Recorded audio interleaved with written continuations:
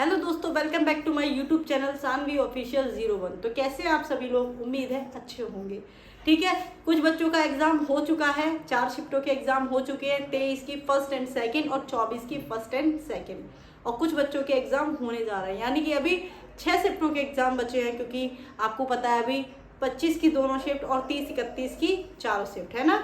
तो कैसे जिन बच्चों के एग्जाम हो गए हैं तो उनके एग्जाम कैसे गए, ठीक है, वो अब ये सोच रहे हैं मेरे कितने क्वेश्चन सही हुए, वो इन्हीं चीज़ों में लगे हुए हैं। और जिन बच्चों के नहीं हुए हैं वो ये देख रहे हैं पेपर किस लेवल का आ रहा है, पेपर हार्ड आ रहा है कि इजी आ रहा है, कैसे क्या करना है। ठीक है, तो देखिए पेपर कैसा आ रहा है, हार्ड आ रहा है। देखिए 23 की फर्स्ट शिफ्ट है ना, और किसको मिलेगा नॉर्मलाइजेशन, ठीक है, किसको नॉर्मलाइजेशन मिलेगा। तो यही सब सवालों के डाउट हैं। और जिन बच्चों का एग्जाम हो गया वो ये सोच रहे हैं मेरे इतने क्वेश्चन सही है तो मैं कितने पर रनिंग स्टार्ट करूँ, ये सब आप लोगों के मन में डाउट है। और जिनका नहीं हुआ है वो भाई अभी तैयारी में जुटे हुए हैं। अभी कल के बाद तो 3 दिन का गैप भी रहेगा आप लोगों के, तो वो लोग और अच्छी तैयारी कर सकते हैं। क्योंकि आपको पता है पेपर का लेवल ऑलमोस्ट सेम रह रहा है। ठीक है, आपको पता है हिंदी ठीक आ रही है लेकिन जीएस घुमा रही है। ठीक है, लेकिन हाँ एक और चीज़ है, हम जब पेपर का एनालिसिस घर पे करते हैं तब हमें मोस्टली क्वेश्चन आ जाते हैं, लेकिन जब हम एग्जाम हॉल में बैठे होते हैं तब क्या होता है, आते हुए क्वेश्चन भी हमसे गलत हो जाते हैं। क्योंकि वो एग्जाम का प्रेशर होता है, एग्जाम के प्रेशर कहते हैं ना, हम कोई काम जल्दी जल्दी में करते हैं तो वो खराब होने लगता है। वही सेम यही होता है, जब हम एग्जाम दे रहे होते हैं एग्जाम हॉल में तो आता हुआ क्वेश्चन भी कभी कभी हमसे गलत हो जाता है। तो क्या होता है उससे भाई नुकसान तो होता ही है कि कोई चीज़ हमें आती हुई गलत हो जाती है तो नुकसान तो होता ही है। ठीक है, तो जो पेपर हमें घर आके वही पेपर इजी लगने लगता है जब हम सॉल्व करते हैं, लेकिन एग्जाम हॉल में एक तो टाइम मैनेज का प्रॉब्लम होता है, टाइम मैनेज भी करना होता है। आपको 2 घंटे ही मिलते हैं, उसी 2 घंटे में आपको सारे काम करने होते हैं, OMR भी भरनी होती है, सारे काम। तो वो मतलब वहाँ पे प्रेशर होता है, एक तो कि सिलेक्शन लेना है, बहुत सारी चीज़ें हमारे माइंड में चल रही होती हैं। ठीक है, तो उसी चीज़ वजह से कभी कभी हमारा पेपर खराब भी हो जाता है, कुछ चीज़ें आती हुई गलत हो जाती है।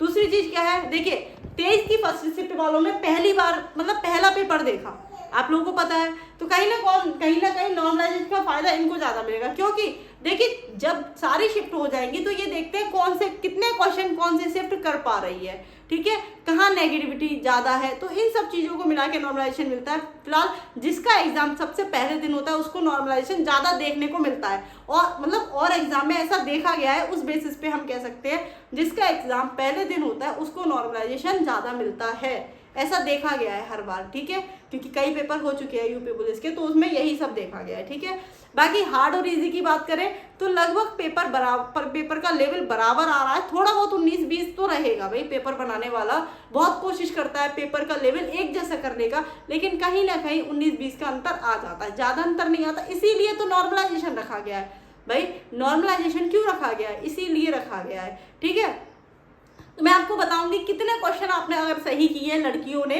तो आप मतलब टेंशन ना लें। ठीक है, बाकी और आगे कैसा क्या रहेगा वो पेपर देखने के बाद ही पता चलता है। ठीक है, कैसा पेपर रहता है, आने वाली शिफ्टों में कितने क्वेश्चन बच्चे सही कर पा रहे हैं, वो सब चीज़ें देखने को मिलेंगी।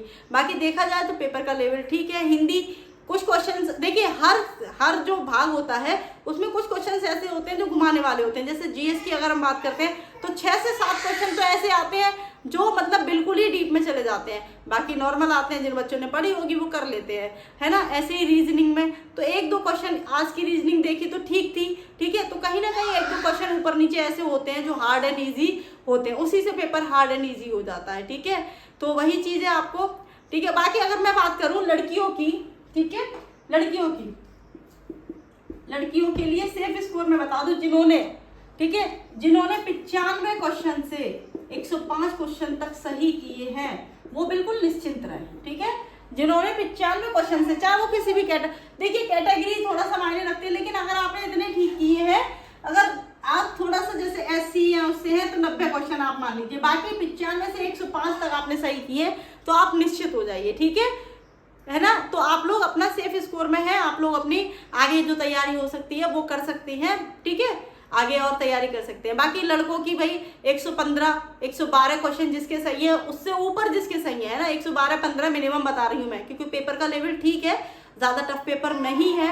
मतलब ज़्यादा टफ का मतलब ये भी नहीं कह सकते बहुत ज़्यादा हार्ड है, बच्चे क्वेश्चन नहीं ला पा रहे हैं, तो वो वाली बात नहीं है। ठीक है, तो अगर आपके 110-112 क्वेश्चन से लगभग ठीक है तो आप सोच सकते हो कि आप ठीक मतलब उसमें हो। ठीक है ना, है ना। 100% आप उसमें कह सकते हो। अगर आपके 112 लड़कों के लिए अगर 112 115 क्वेश्चन से लेके अब प्लस है, इससे कम नहीं, है ना। 110 भी मान सकते हैं अगर आपके 110 सही है, 110 से प्लस मान लीजिए, चलो 110 से जिसके प्लस है वो क्वेश्चन वो अपना सिलेक्शन मान सकते हैं, ठीक है। लड़कियां जिनके 95 क्वेश्चन सही है वो 100% अपना सिलेक्शन मान सकती हैं। कट ऑफ इससे ऊपर नहीं जाएगी क्योंकि नॉर्मलाइजेशन के भी मार्क्स इसमें जुड़ते हैं, ठीक है। तो मैंने आपको ये ऊपर का जो बता दिया कि इतने क्वेश्चन अगर आपके सही है तो आप टेंशन मत लीजिए, है ना। बाकी अभी आगे और शिफ्टें रह गई हैं, उसके अकॉर्डिंग जो एनालिसिस करने के बाद में कैसा पेपर रहा सारी शिफ्टों का, तो आपके लिए एक कट ऑफ भी बना दी जाएगी कि कितनी कट ऑफ रहेगी ओवरऑल सबको मिलाकर। तो अभी आप लोगों के लिए ये है कि आप इतने क्वेश्चन सही किए आपने तो आप 100% सेफ जोन में है, ठीक है। आप आगे की तैयारी शुरू कर सकते हैं, तो ये मैं आपको बताना चाहूँगी। बाकी आगे आप लोग तैयारी कर सकते हैं और भी, जैसे कि अभी 3 दिन का गैप मिलेगा तो उसमें मैराथन दी जाएंगी आपको हमारे चैनल पे। मैराथन है और भी चीज़ें, तो आज भी 2 क्लासें दी गई हैं विमुद्रीकरण से, तो वो देख लीजिए, ठीक है। क्योंकि यहीं से क्वेश्चन बन रहे हैं, कहीं क्वेश्चन कहीं विदेश से नहीं बन के आते हैं, क्वेश्चन यही टॉपिक से बनते हैं, इन्हीं टॉपिक से बनेंगे। और क्वेश्चन जब पेपर एक बार आप देख चुके हो तो इन्हीं टॉपिक से पेपर बनेंगे, ठीक है।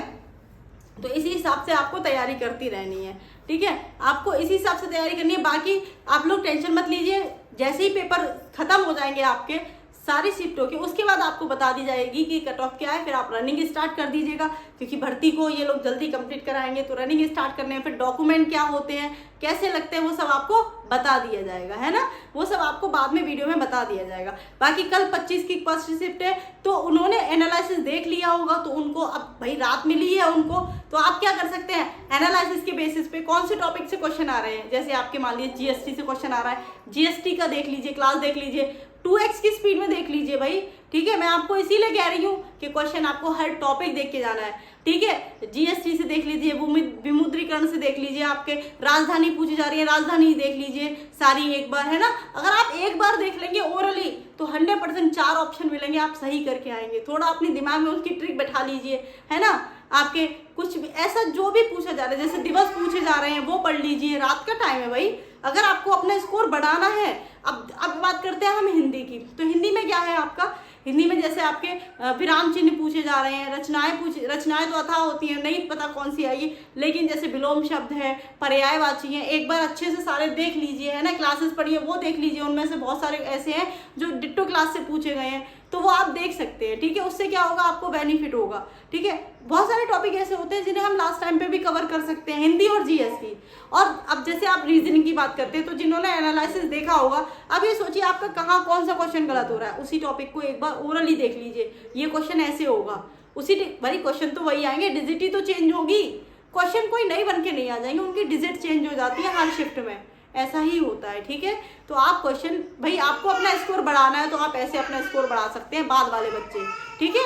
तो इस तरह से आपको स्कोर बढ़ाना है। तो मेरा आपको यही बताना है कि आपको किस तरह से तैयारी करनी है, कैसे तैयारी नहीं करनी है अब, ठीक है। बाकी जिनका हो गया पेपर, वही किसी का खराब भी हुआ है, कुछ बच्चों का बहुत अच्छा भी हुआ है, तो अब देखिए जिनका खराब हो गया वो आगे की तैयारी करें। मुझे पता है बहुत सारे बच्चे ऐसे हैं। तो चलिए, मुझे यही इन्फॉर्मेशन दे दी थी आप लोगों के लिए, तो कैसी लगी इन्फॉर्मेशन जरूर बताइएगा। बाकी और कोई डाउट हो तो आप पूछ लीजिएगा, ठीक है। तो आज की वीडियो में इतना ही। जय हिंद, जय भारत। मैं बोल